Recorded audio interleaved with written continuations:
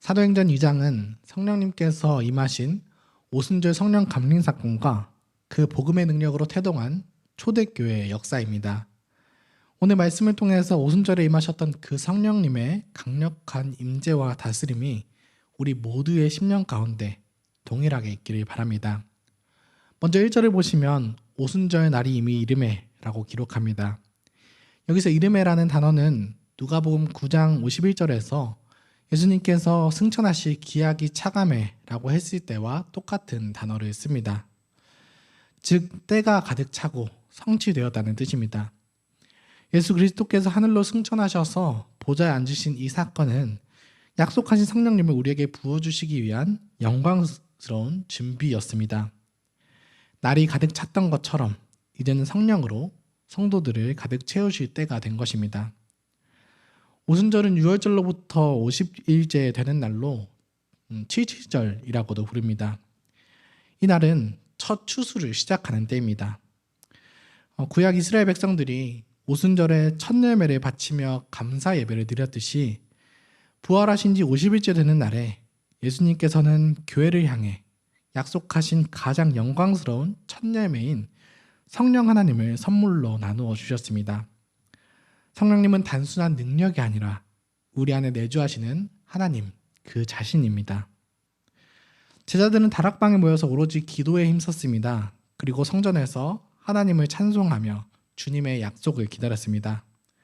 성도들이 다 같이 한 뜻으로 하나님을 바라보며 기도할 때 마침내 하늘로부터 놀라운 역사가 일어났습니다. 호련히 하늘로부터 강하고 급한 바람 같은 소리가 온 집안에 가득했습니다. 그리고 불의 혀처럼 갈라지는 것들이 눈에 보이며 각 사람 위에 임하였습니다. 성령님께서 각 사람에게 풍성한 은사로 자신을 분배해 주신 것입니다. 하늘에서는 그리스도께서 보좌에 앉아서 우주를 다스리시고 땅에서는 성령님께서 우리 각 사람의 그 심령 위에 좌정하셔서 우리를 다스리기 시작하셨습니다. 그리고 성령이 충만해진 제자들은 성령님의 말하게 하심을 따라 다른 언어들, 즉 방언으로 말하기 시작했습니다. 여기서 중요한 것은 방언이라는 신비한 현상 자체가 아니라 그 내용입니다. 11절에서 그들은 외국어로 하나님의 큰 일을 말했습니다. 복음을 말했습니다. 우리를 구원하시기 위해서 독생자 예수 그리스도를 보내시고 십자가에 못 박으시고 다시 살리셨다는 내용입니다. 당시 오순절을 지키기 위해서 세계 각국에서 예루살렘으로 모여들었던 수많은 경건한 유대인들이 자기 나라의 그 고향 말로 복음이 선포되는 것을 듣고 큰 충격을 받게 됩니다. 이것은 장차 온 천하 만국에 하나님의 복음이 전파되어서 천하 만민이 자기 나라의 방언으로 하나님을 찬양하는 세계 교회가 세워질 것이라는 것을 미리 보여주는 영광스러운 예표입니다. 오늘날 우리에게도 이 성령님의 임재가 있습니다. 우리가 물로 세례를 받고 주를 고백할 때 성령님은 이미 우리 위에 임재해 계십니다. 지금 우리가 사모해야 할 것은 방언이 아닙니다. 이 시대의 진정한 방언은 세계 곳곳에 세워진 교회가 저마다의 언어로 복음을 전하는 역사입니다. 우리 또한 우리가 사용하는 이 한국말을 통해서 하나님의 위대하신 구원 역사를 이웃과 가정에 기쁨으로 선포해야 하겠습니다. 성령님의 충만함을 입은 이 제자들의 목소리가 소리를 높여서 찬양을 하니까 구경하던 어떤 이들은 이 사람들이 세술에 취하였다라고 하면서 조롱하기도 했습니다. 세상은 영적인 일을 이해하지 못하기 때문에 육적으로 비난을 합니다.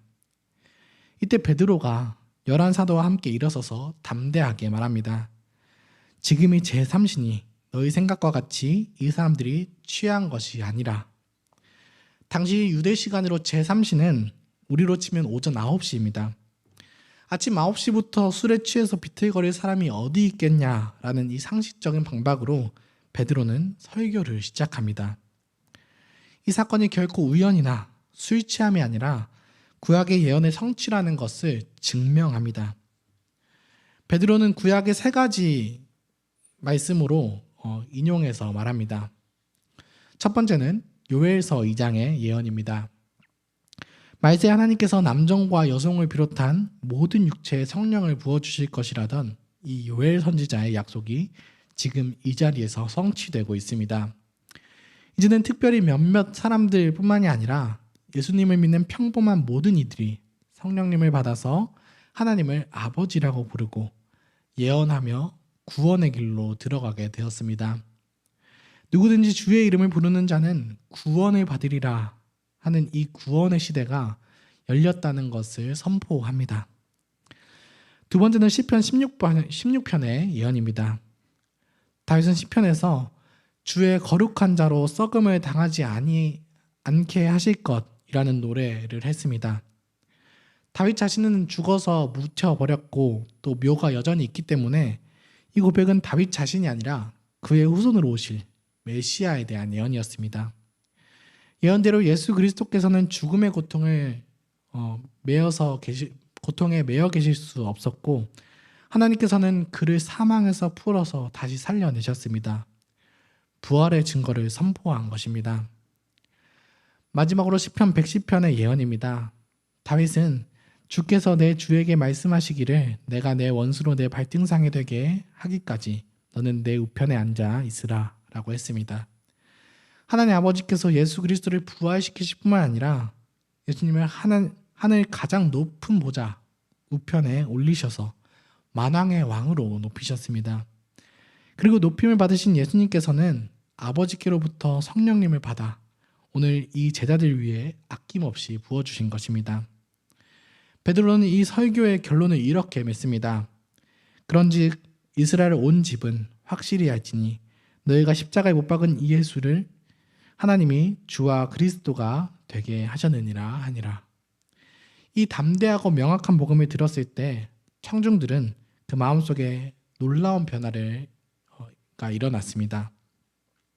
37절을 보시면 사람들이 마음에 찔려 베드로와 다른 사도들에게 물었습니다. 형제들아, 우리가 어찌할꼬? 이것이 복음을 들은 자들의 마땅한 반응입니다. 자신의 죄를 깨닫고 터져나오는 탄식입니다. 이때 베드로는 망설임 없이 구원의 길을 제시합니다. 너희가 회개하여 각각 예수 그리스도의 이름으로 세례를 받고 죄사함을 받으라. 그리하면 성령의 선물을 받으리니. 그날 복음을 듣고 세례를 받은 사람의 수가 무려 3,000명이나 되었다고 합니다. 이처럼 우리가 예수를 믿고 구원을 받는다는 것은 단순히 개인적으로 혼자 구원을 받아서 신앙생활을 스스로 혼자서 잘하는 것으로 끝나지 않습니다. 진정으로 믿고 회개한 자는 그리스도의 몸된 교회 공동체 안으로 연합되어 들어오게 합니다. 이미 있는 신앙의 공동체에 더해지고 또 덧붙여져서 한 몸을 이루게 하는 것입니다. 이렇게 시작된 첫 번째 교회, 초대교회의 모습은 실로 아름다웠습니다. 그들은 사도들의 가르침을 받아서 말씀에 굳게 섰습니다. 서로의 떡을 떼며 성찬의 기쁨을 나누었고 오로지 기도하기를 힘썼습니다. 성령님의 사랑이 그들의 마음을 강건하시니까 모든 물건을 서로 통용하며 가난한 자들의 필요를 채워주고 유무상통하게 되었습니다. 예배와 삶이 분리되지 않았고 교회를 조롱하던 사람들은 교회의 사랑과 또 거룩함 앞에 무릎을 꿇고 칭찬할 뿐만 아니라 그 공동체 안에 들어오게 됩니다. 성령 충만한 성도들의 내어주는 삶을 통해서 자연스럽게 전도가 되었습니다. 말씀을 맺겠습니다. 사랑하는 형제자매 여러분, 오순절에 임하셨던 성령님께서는 과거 다락방에만 갇혀 계신 분이 아닙니다. 그 성령님은 오늘 우리 교회를 다스리시며 우리 한 사람 한 사람 위에 임재해 계십니다. 하나님께서 오순절날 성령님을 보내주시고 우리에게 보여주신 교회의 본질은 명확합니다. 교회는 성령 충만하여 주 예수의 크신 구원의 일을 늘 감사함으로 찬송합니다. 사도의 가르침, 즉 기록된 말씀의 권위에 복종하며 뜨겁게 기도합니다. 주신 은사와 재정을 아끼지 않고 흘려보내며 서로를 세워주는 공동체가 됩니다. 우리가 세상에서 고난하고 환난에 당할지라도 성령님의 채우심을 간구합시다. 우리의 가정이 말씀 위에 든든히 서고 우리의 직장과 삶의 터전에서 주 예수 그리스도의 복음이 우리의 변화된 언어와 삶을 통해 흘러가게 되기를 소망하겠습니다. 함께 기도하겠습니다. 하늘에 계신 우리 아버지, 오늘 하루도 진리의 말씀 허락하시니 감사합니다. 오순절에 약속하신 성령님을 보내주셔서 교회를 세우시고 오늘도 동일한 그 성령님으로 우리를 다스려 주심에 감사드립니다. 초대교회 성도들이 한마음으로 기도하며 주님의 약속을 기다렸던 것처럼 우리도 성령님을 사모하게 하여 주시옵소서. 우리의 마음을 세상의 염려와 욕심으로 채우지 말게 하시고 말씀과 기도 가운데 성령의 충만함을 누리게 하여 주시옵소서. 자녀를 양육하는 부모들이 하나님의 신실한 언약을 기억하게 하여 주시옵소서.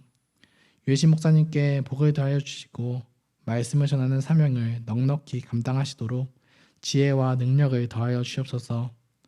장로님들과 집사님들에게 성령의 옷을 입혀주시고 그들의 수고가 교회의 허물을 덮고 서로를 사랑하는 섬김으로 이어지게 하여 주시옵소서. 지금 이 시간에도 질병으로 고통받는 성도분들을 하나님께서 회복시켜 주시고 인간관계에서 어려움을 겪거나 재정의 어려움을 겪는 이들에게 하나님께서 위로를 더하여 주시옵소서. 우리와 함께 해주시는 삼위 하나님께 감사드립니다. 예수님의 이름으로 기도합니다. 아멘. 은혜로운 기도 시간이 되시기를 바라겠습니다.